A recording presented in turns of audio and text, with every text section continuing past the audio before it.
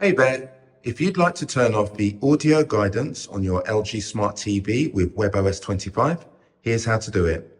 Grab your remote control and we want to press and hold the settings button for a couple of seconds. You'll see this menu appear and you can release. Next, use the directional pad to go down and down again to General.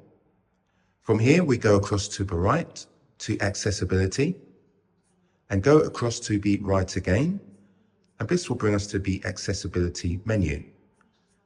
First option is Audio Guidance, and we go across to the right, and here you can see Enable the function, and it's currently enabled.